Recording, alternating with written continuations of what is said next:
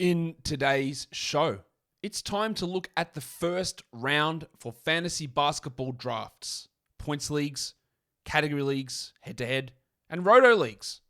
Michael Bolton. Thanks, Josh. It's Michael Bolton here, and it's time for another episode of the Locked On Fantasy Basketball Podcast. Let's get to it. Let's get to it, indeed. You are Locked On Fantasy Basketball, your daily fantasy basketball podcast, part of the Locked On Podcast Network.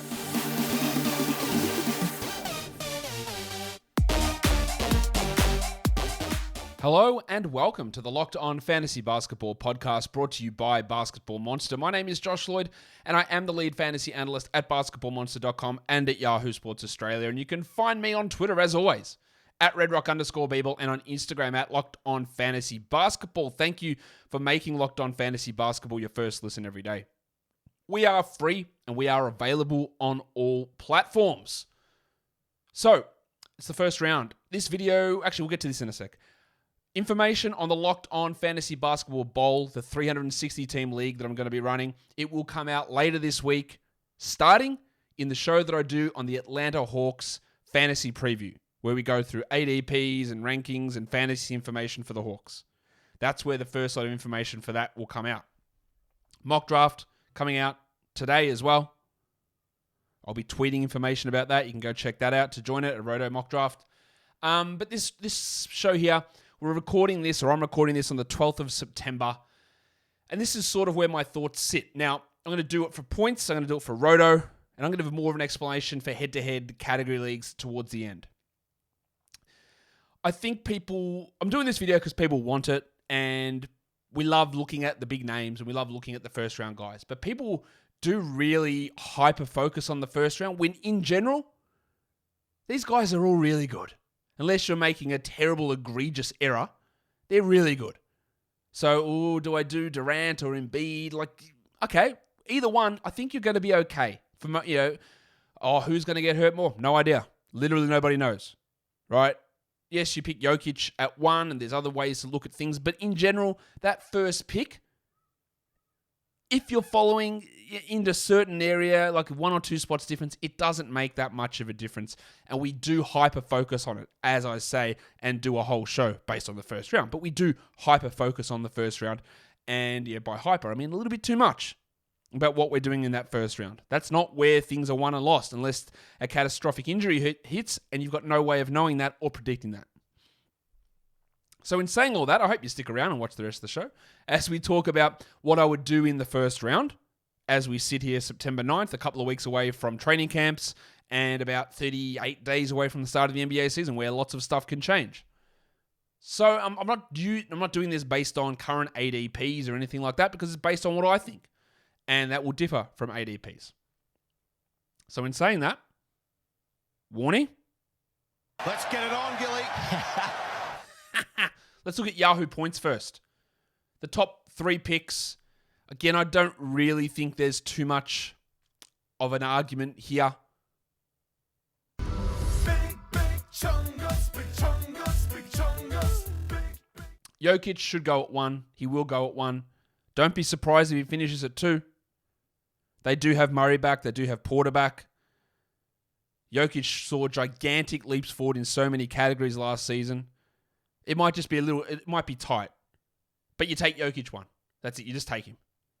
And if he finishes 2, you know what? It definitely hasn't cost you the season. And it doesn't actually matter. So Jokic goes at 1. I think that the big fella, Giannis, should go at 2. Giannis Antetokounmpo. Really good points league guy. You don't have to worry about his free throw percentage or lack of threes, really. He's going to be great. He might push for number 1. Pretty easy. And then number 3, I think, has to be Luka Doncic. I think he's going to put up... Okay, he could average 30, 10, and 10 this season. That's realistic for him. And again, some of the worries with the shooting numbers aren't really a concern. He looks in great shape. He's killing it in Eurobasket. Hard to find an argument against those top 3. Giannis and Luka missed quite a bit of time last season with knee injuries for Giannis and ankle for Doncic. They missed like 15 games each, maybe. Something along those lines. Don't be surprised if it's 10 plus again for them, especially Giannis, who has an ongoing, recurring knee injury that requires maintenance. That's somewhat of an issue. And that's what probably puts Jokic ahead of him, even if Giannis finishes ahead of Jokic by like 1 point per game. Jokic doesn't have that ongoing... Now, Jokic could get hurt, of course, knock on wood, we hope he doesn't. But Giannis has that issue where that has to be maintained and has to be managed heading into the season. So there's your top 3, in my mind. Your next 3? Well, this is part of why, and it's mainly more for categories, but for points leagues as well. If I don't get one of the top 2 picks or top 3 picks, I don't want to pick in the next range. I don't want to pick in the 4 to 10 area. I just don't like it. It's so iffy, and I'll talk about this more for category leagues as well. It's rough. And these next 3 guys, arguments can be made really easily against all 3 of these players. Really, really easily. At number 4, I've got Joel Embiid. At number 5, I've got Jim Harden. Number 6, I've got LeBron James. Embiid, we know he was great last season. I do think there'll be a little bit of a step back from him in usage.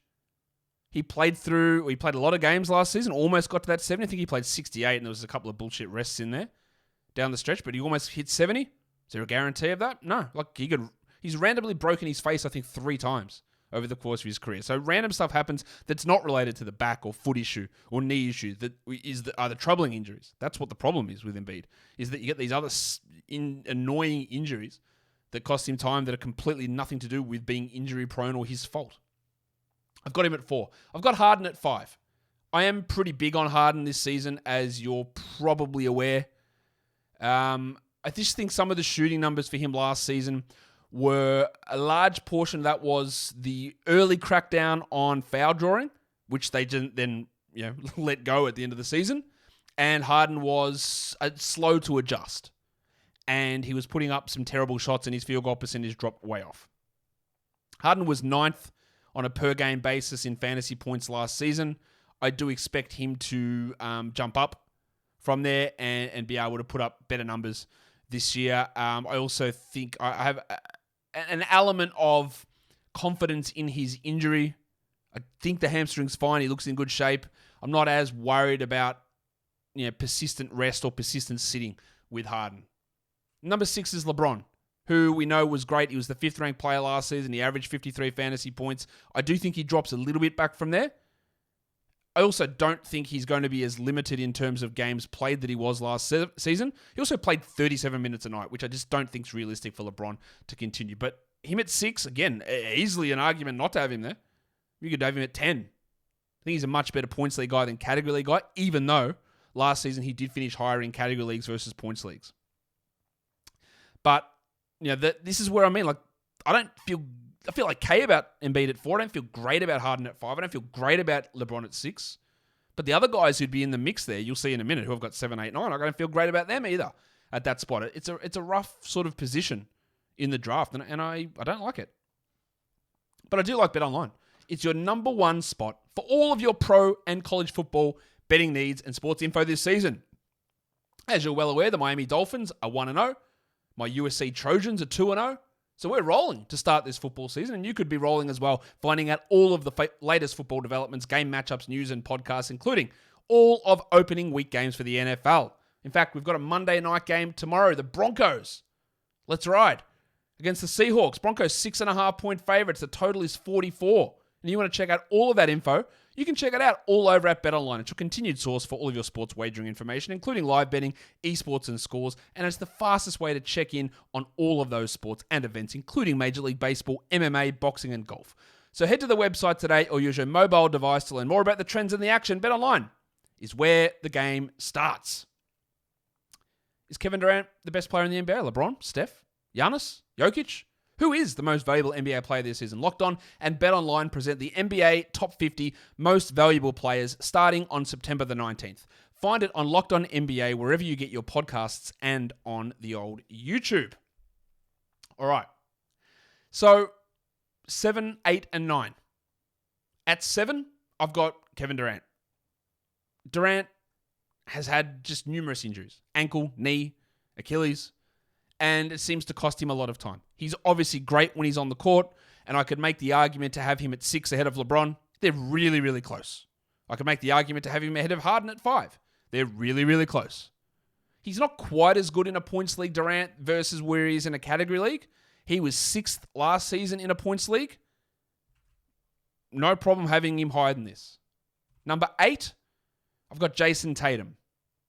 Now, Tatum was 13th last season, so it is a little bit of a leap up. I've got him jumping above some other guys. He's going to average slightly more fantasy points, I think, than what he did last season, but I just think some of the guys that were ahead of him are probably going to drop down a little bit, which helps some of his value. So, guys like DeJounte Murray, who were ahead of him, I don't expect him to maintain that level of production that he did last season, so that will drop him down. Also, Tatum has been a guy that's shown a little bit of, he's been pretty good in terms of staying healthy, and the Celtics probably aren't going to be just continually resting him. He doesn't have an ongoing injury problem entering the season, so I've bumped him up a little bit because of that fact. Number 9 is Ja Morant, who, if we're just going to look at it strictly on per-game value, I'd probably have him ahead of Tatum and close to ahead of Durant, but the way that he plays, there's a real risk in drafting him here. Like, I've got guys that, on a per-game basis, in the first round, in points leagues, I don't feel great about. One of them is Ja, one of them is Zion, Anthony Davis. How good do I feel about those guys playing enough to return first-round value? Not good at all. I don't feel good about that. But, weighing up the risks of missed games and hopefully we get a little bit more stability in his injury, I think Ja at 9 is okay. But the guy at 10, the guy at 11, make the argument. It's not hard to do. Like, if you're not confident in Ja, and I get why you wouldn't be, I'm not particularly confident in it. I would go with one of these other guys who we have at 10, LaMelo Ball. 11, Trae Young, who I think drops off a little bit with the arrival of DeJounte Murray. And 12, Devin Booker. Trae Young was 10th last season in a points league per game, so I've dropped him back a little bit. He gets a bit of a bump because of his ability or the fact that he doesn't have a history of lower body injuries, which is always a worry to me. And Booker's an interesting one. We do think that he can stay relatively healthy. He averaged 42 last season. I think he can get to 44. This year, I think less and less reliance on Chris Paul. Kevin Durant's not arriving in Phoenix. But there are other guys that you could take ahead of him who you would feel maybe more confident with.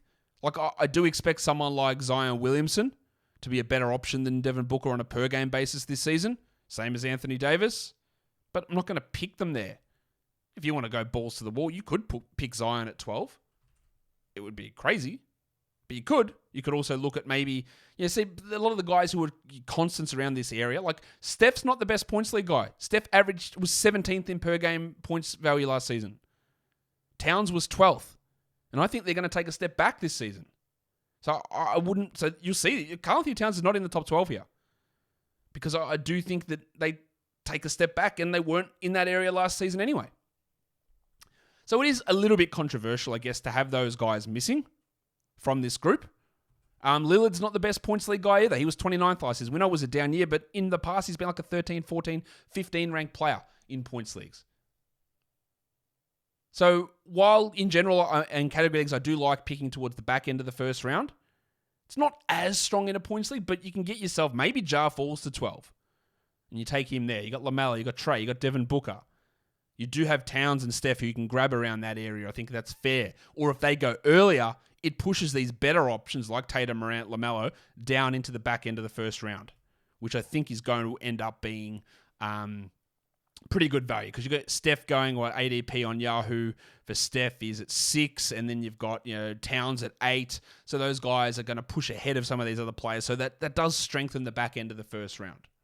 But I'm not sure that... I know that Steph wasn't a first-round player last season. Don't think he's going to be this year. And I'm not sure about Towns. I don't have him in that first-round group. Again, no argument, though, if you wanted to have him ahead of Booker or you're going to just completely cross out Morant as an option because of some of the injuries. This has been a long segment. I didn't realize this show was going to be so long, but that's fine. I'm going to put timestamps in the YouTube so you can skip to where you want to go. The next bunch of guys, again, I think they're all relatively close. Got Lillard so Siakam 13, Lillard 14, Zion 15, Anthony Davis 16. Both those guys with top 10 upside per game. Davis and Zion, that is. Towns at 17, Tyrese 18, Sabonis 19, and Kyrie Irving 20. I don't have Steph in that top 20. Again, he was 17th last season on a per game basis. I think they're going to be judicious in resting him. They're going to have more Clay playing, and Clay really took a lot of usage away from Steph. In a points league, I'm just not that interested in taking Steph Curry. I think that's what I'm trying to illustrate here. I'm just not that interested in drafting Steph particularly high in a points league. You could easily make an argument that he goes ahead of Tyrese, no problem, and I'm sure you will. But looking at my projections and the worry I have with some resting for Steph, I'm dropping him down somewhat. That's where we sit. Let's look at rotisserie. This is for 8-cat roto. I don't believe 9-cat roto should be a format at all. There's absolutely no need for it. You don't need a 9th category to tie-break things. I think your 9-cat roto things would change somewhat. I just don't like the category. And I can't bloat this out and go, look, do 8-cat roto and 9-cat roto. So I'm choosing 8-cat roto. And I'm doing the mock draft on that tomorrow as well. So here is my top 12 for an 8-cat roto situation. At number 1, no shock, it is Big Chungus, Nikola Jokic. At number 2, it's Durant. Number 3, it's Embiid. That's basically how the top 3 panned out last season. Also want to remind everyone that you might see some of these rankings and you look at ADP or you look at Yahoo's pre-rank and you go, well, these are wild, Josh. You're lost your mind.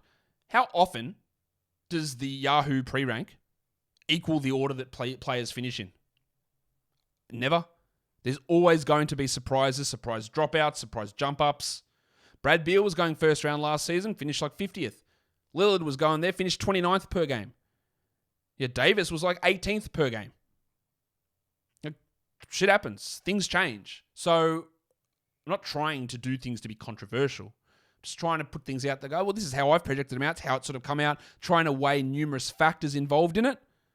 And we'll see. Top 3, Jokic, Durant, Embiid. With Roto, we don't want gigantic negatives in categories. We want to be you don't have to be completely balanced across the board because even if there are some negatives, you can recover those with other players. But you don't want massive negatives. You don't want big -2s or -1.8s in standard score value for a particular category. It becomes really hard, or -2.6s. It becomes quite hard to deal with that. And there's always tipping points as to where the value crosses over when you can go for that. So the next 3 picks in an ACAT Roto League, I have Harden, I have Tatum, I have Trae Young. You'll notice that Giannis and Doncic both aren't there because the risks, especially with Giannis, but the risks of his bad free throws being really hard to recover from in an 8-cat Roto, it does make it pretty tough. These other guys are a lot more balanced. While Harden and Trae do have lower field goal percentage, it's not as bad as the impact that Giannis has in free throws or even Doncic has in free throws. Now, Doncic could easily improve to a 77% free throw guy. I'm just not ready to trust it. And looking at this, I could quite easily make the argument that Doncic should be picked at 4 or 5. But there's a lot of risk. He could have both percentage categories. And then you're really in trouble. So, Jokic, Durant, Embiid, Harden, Tatum, Young. But again, after the first couple, probably the first 2 in this situation, it's iffy. It's all over the place. It's hard to feel confident with it. So the next group, 7, Giannis. I know I just said it's hard to get back from that free throw percentage, but at some point the overall value of everything else trumps it. Same with Doncic at 8. We take it, we hope that it's better, and we maybe even soft punt it in a roto, or we try and help it out somewhere else. But the value, you're not just not drafting those guys. And that's part of the problem of being in this area of the draft, is that they're so much better than the next group of guys coming, but there are significant deficiencies to deal with. And then at number 9, I do have LaMelo Ball, who does have, at times, field goal percentage issues. I worry a little bit about the decreased pace from Steve Clifford. But LaMelo I think is going to be good, and he's going to return value in the 8 to 14 range, which again, you can't nail all these right on. This guy I picked 8th, he will finish 8th. As long as I don't finish 50th or 30th, Beal or Davis or Lillard style, then you're okay. They finish in that top 15 to 16, and you picked them in the top 10, or you picked them 5 to 10. It's okay. It's not that bad. It's okay. It's not great, but it's okay. It's recoverable from. And the rest of my first round in an 8-cat roto. Towns at 10. Better suited roto game. Nice and balanced. Doesn't really hurt you anywhere. The games played issue for Steph, who I've got at 11, isn't as much of a problem in roto. We can deal with that because it's games cap usually. And then at 12, I've got Tyrese Halliburton. So I've got Towns at 10, Steph at 11, Halliburton at 12. So there's your first round in an 8-cat roto. Who did I have in that? So first round, Jokic, Durant, Embiid, Harden, Tatum, Young, Giannis, Doncic, LaMelo, Towns, Curry, and Halliburton. That's your first round. And then following on from that, we've got Kyrie at 13, Lillard 14, LeBron 15, Booker 16, Kawhi at 17. Kawhi's had top 10 finishes in totals, values, even when missing 20 games. I think he's going to miss probably 20 games, but mid-second round is fine. Paul George at 18. Cade Cunningham at 19. Again, it seems crazy.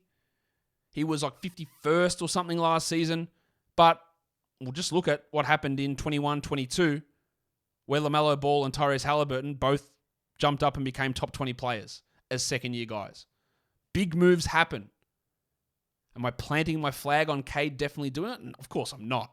I just look at what he did, the improvements that he made, how his fantasy game looks, and I think, well, this is a guy who I think can push to be a top 20, top 25 player. I don't really have too many concerns with injuries, relatively balanced across the board as well, which helps in Roto. Do you have to pick him at 19? Probably not. But I think that's sort of about the right spot. And I've got Chris Paul at 20. Again, if he does miss some time, the Games Cap format does help in this situation. And you can make up some of the ground there. So that takes us to head-to-head 9-category leagues, standard leagues. Most common, popular format. I'm not sure. Number one's Jokic. All right, that's easy. I know about that one. That's easy. Number 2 is Giannis. I also feel really good about that in a category league. Yes, his free throw's bad. Don't give a shit. Punt it.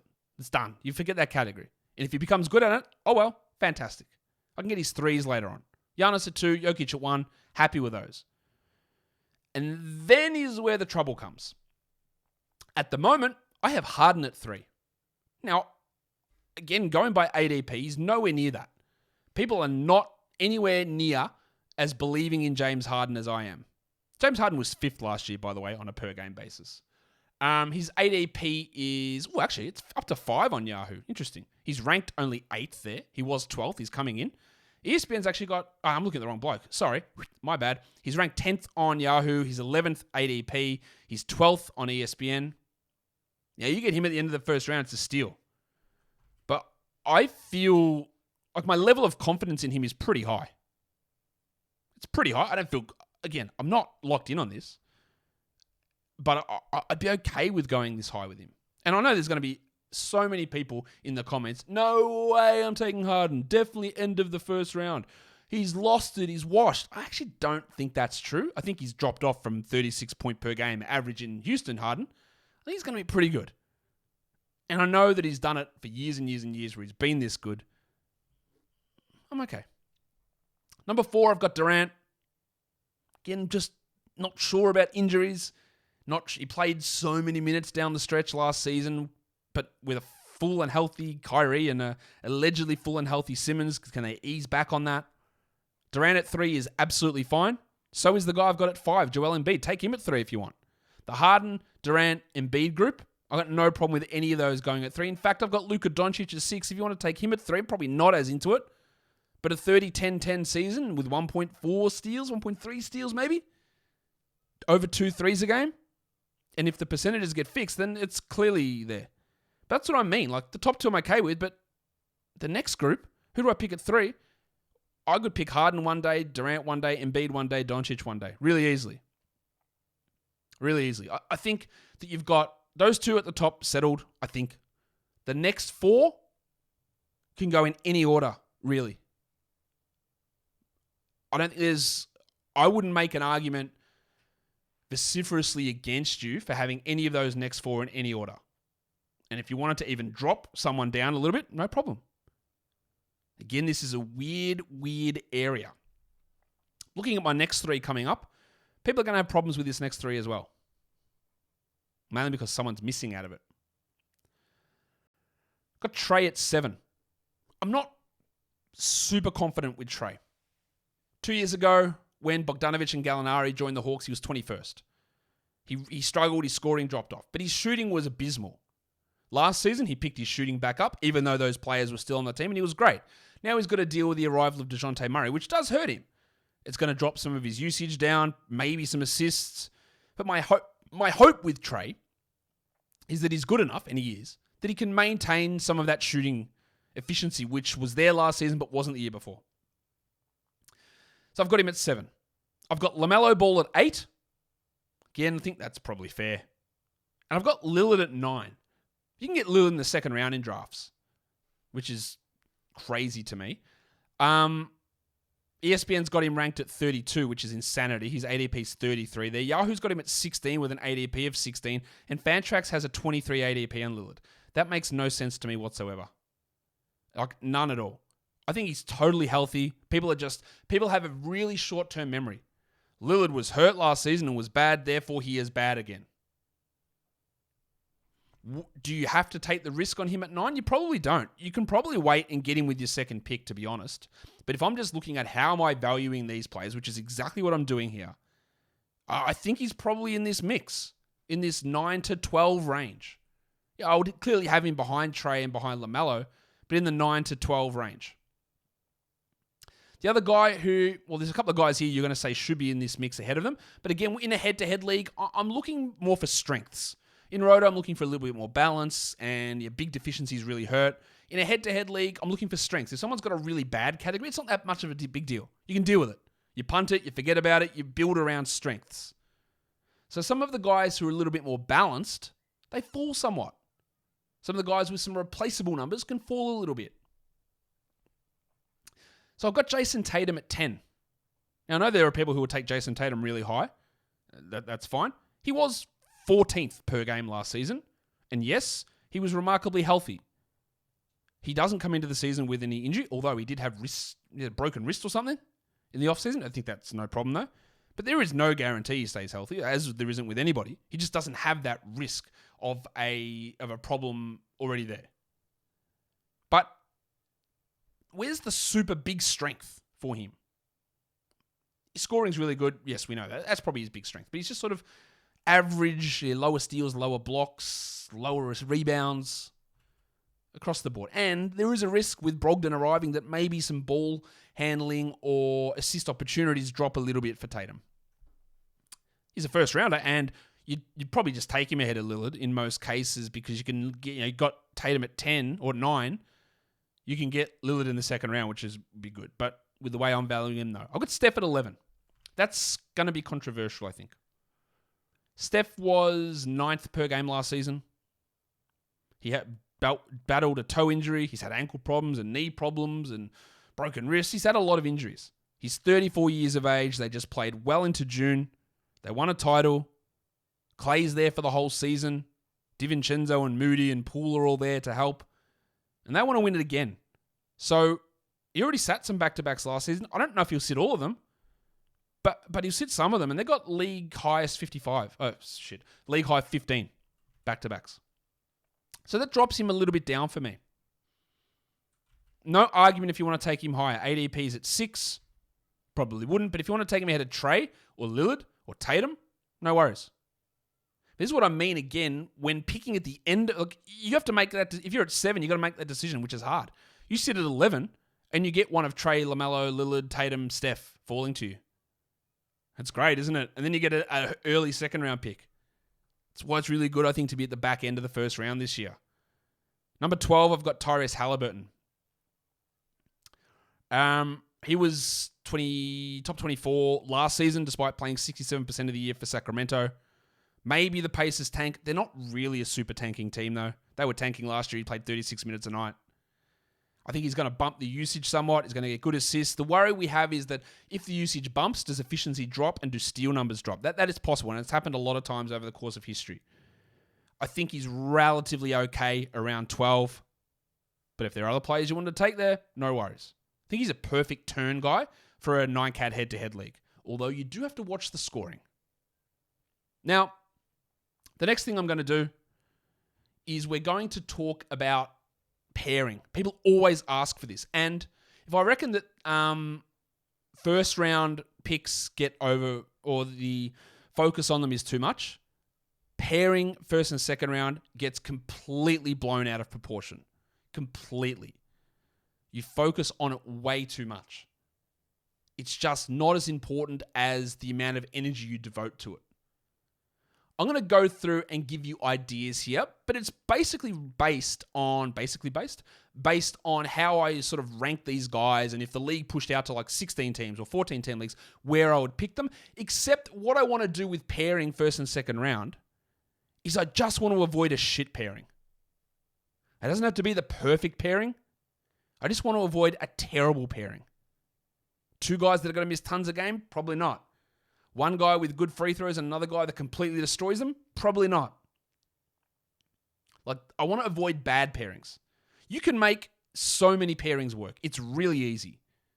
And this is absolutely ideal, because if there was ideal pairings, right, it would mean that all of our projections were spot on, 100% on the nose, which they are not. Mine are not. Nobody's are. Nobody's rankings are spot on. Nobody's things are spot on. Part of why I have an issue sometimes when people talking about best player available as well is that that's all really subjective too, isn't it? Who's the best player available? I don't know. It can change a lot. So in general with pairing, just avoid doing something wrong. You've got way more right answers than you have wrong answers when we're talking about first, second round pairing. And I hope that makes sense. Just avoid the wrong move. So, let's pair guys up. 12-team league, 9-cat head-to-head. Halliburton went at 12. Towns fell. I'll take him at 13. Now, why do I think Towns is going to fall? Well, over the last 30 or 40 games of last season, he was the 15th ranked player per game. And with the addition of Gobert, I think it drops his blocks. I think it drops his rebounds. I think it drops his field goal percentage. The ascension of Anthony Edwards probably drops his usage a little bit too. So those 3 to 4 factors don't feel great to me. I think it was 4 or 5. A drop off end of last season, a blocks, field goals, rebounds drop. Maybe he hits more threes, but shooting more from 3 actually drops field goal percentage more. And I'm not sure that's enough to push him back to being I love Cat as a first round guy, but I think there's some overrating going on with him. He was 8th per game last season. As I said, that dropped to 15th over the final 30 games. So I've got him, but I'll take him here. Pair him up with Halliburton, and you're pretty balanced. You can sort of go in whichever direction you want. Fair enough. What do you think of that pairing? We had Steph at 11. At 14, I'm going to take LeBron. I'm going to punt blocks with that group. LeBron did get some good blocks last season because he played 37 minutes a night and played a massive chunk of his minutes at center. And with an allegedly healthy Anthony Davis, the addition of Thomas Bryant and Damian Jones, I imagine LeBron at center lineups are going to be very few and far between.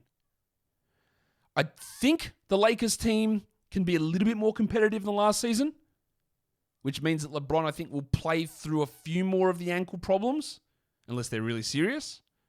But there is a games played risk with this combo, for sure. An absolute games played risk.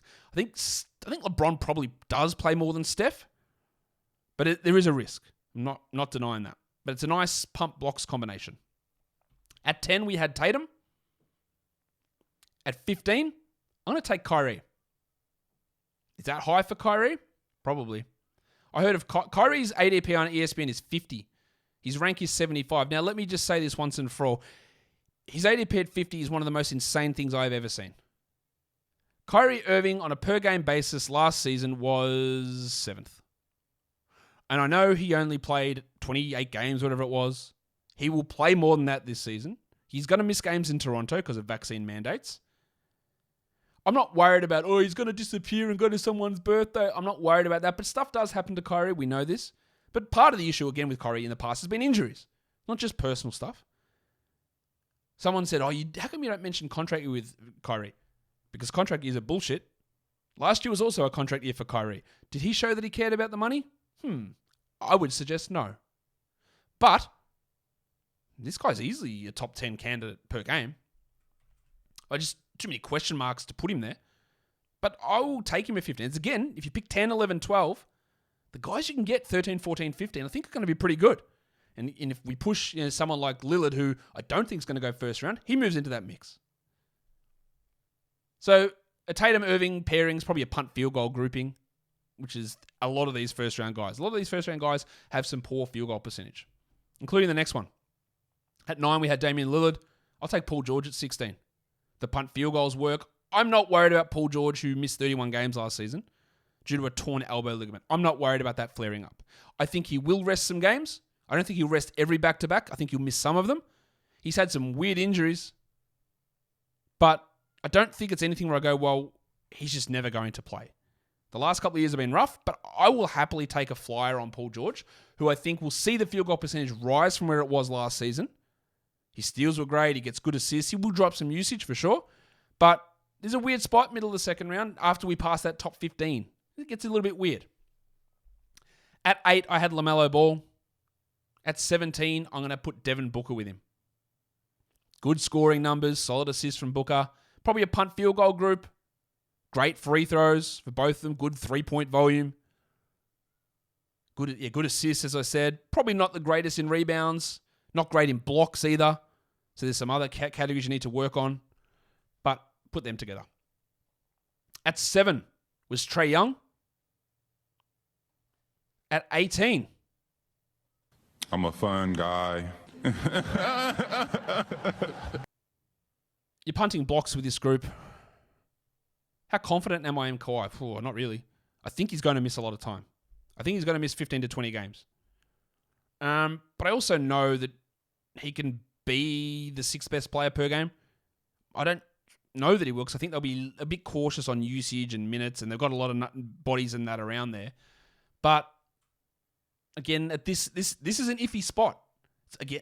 Again, we talk about part of the reason why I don't like picking in that middle of the first round is that there's confusion in the middle of the first round, and there's confusion in this part of the second round as well.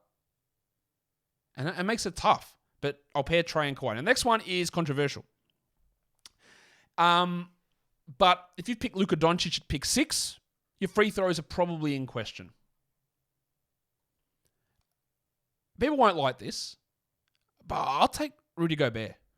Rudy Gobert. Rudy Gobert.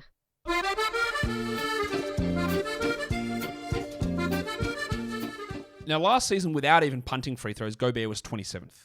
I think he's going to get good minutes in Minnesota. I think basically what he does is going to be there. I think the fit with Doncic is pretty good.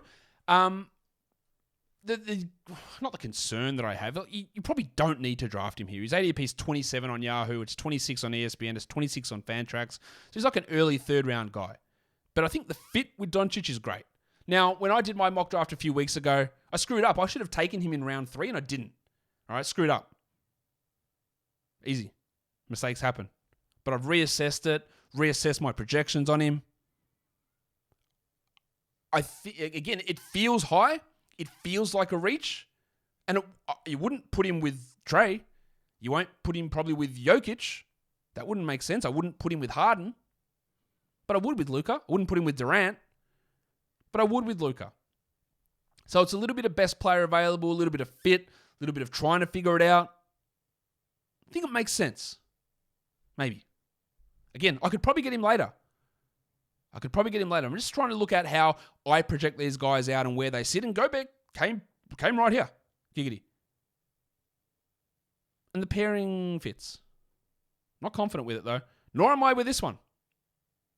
Again, I don't like the middle of the round. 5 was Embiid. I'm going to put Bam with him. Bam, bam, bam, bam. Let's get some bigs in here. I think one of the better strategies this year will probably be punting assists. Because assists tend to go off the board early. You can focus on getting bigs, and then when people are chasing assists early, the bigs have all dried up later in the draft. That's sort of my reasoning behind it. You got 2 elite bigs here. Bam's not a great shot blocker, but rebounds, his passing was good. He's improved his offensive aggression as well.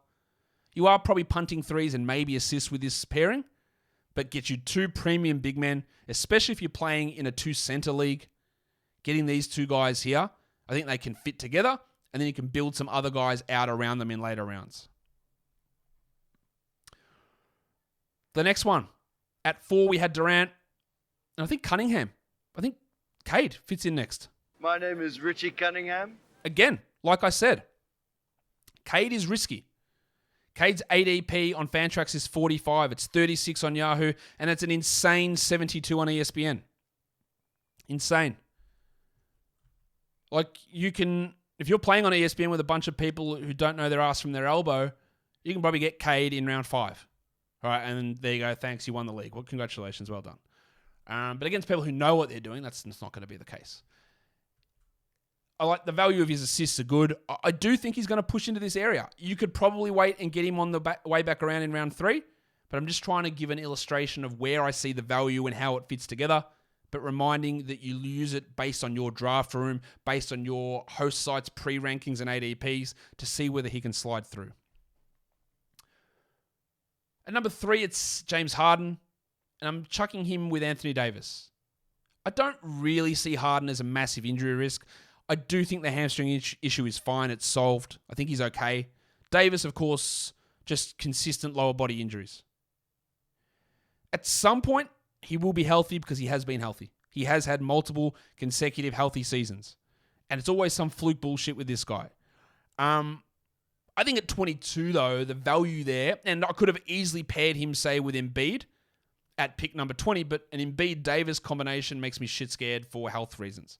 And some of that is bias based on what's happened in the past, and maybe it's not realistic moving forward, but I sort of avoided because of that.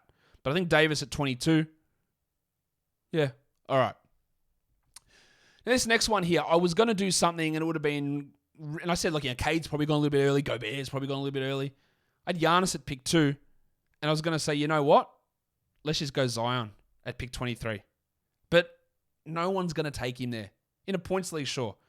But there's just a lot of risk. We didn't see Zion play at all last season. I think he's going to be really good. I think he's going to actually play quite a bit this season. But I don't think in any situation that he is going to go in round 2. I don't think it's going to happen. So, and given you're picking at pick 2 and 23, and then again at 26, I reckon you can get Zion back at 26. And then I'd be okay with it, even if it still is a little bit higher than where his ADP sits. Where is Zion and their old mate's ADP? 42, 43, 29 across 3 different sites. So you can get him at 26, most likely, even though I think he'd be a good pairing here. So with Giannis, I'm going to throw Domantas Sabonis there. Another big man, get my rebounds in, get some okay assists. I'm punting free throws with that. Don't worry about Sabonis having some struggles there. Good field goal percentage, really solidifying rebounds, good scoring. Not worried about threes too much. We're punting free throws and threes probably. And again, if you can back this up and get Zion in the next round, then our field goals and our points and our rebounds are really strong. We probably need to work on some blocks with a later pick. Maybe that ends up being Rob Williams or something. Or Jakob Poeltl, who would fit this team really nicely. Or Clint Capella. Or Yusuf Nurkic. A few other options we could have to get our blocks back up. Although Nurkic blocked almost no shots at all last season. And then lastly, pick 1 was Jokic. Pick 24, I'm going to throw Freddles Van Vliet in there. I could have put Anthony Edwards in there. I'm not as convinced with him taking this gigantic leap forward. He could. I could have had DeJounte Murray there. I think he does drop a little bit, but he would fit.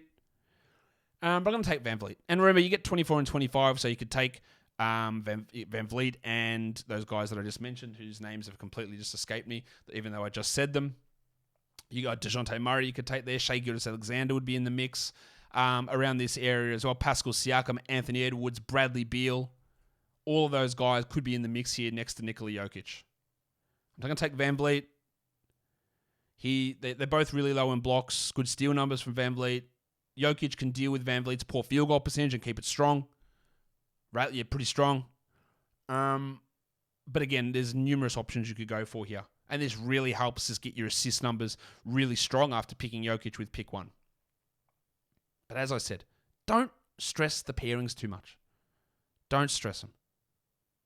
People put just too much hyper focus on it, and it really doesn't deserve that much of your attention. I don't think. All right, so what did you think? It's a hard show to do. There's a lot of uncertainty still. This will probably change over the course of the next couple of weeks as we get more information, as I make tweaks to things. But trying to weigh head-to-head value, roto value, points value for those leagues, catering to strengths, trying to look at potential of rest and missed games and how that all fits together It's a tough challenge. And I'm not just going by, this is consensus. This is ADP, so we pick them here. We're throwing a few little things in there because we know the players aren't going to finish in order of ADP. It just isn't going to happen. So, follow this podcast on Apple Podcasts, Google Podcasts, Stitcher, Spotify, and on the old Odyssey app. If you're here on YouTube, thumb it up. Leave your comments down below. I'm sure there'll be some spicy ones. I look forward to reading them. Guys, we are done here. Thank you so much for listening, everyone. See ya.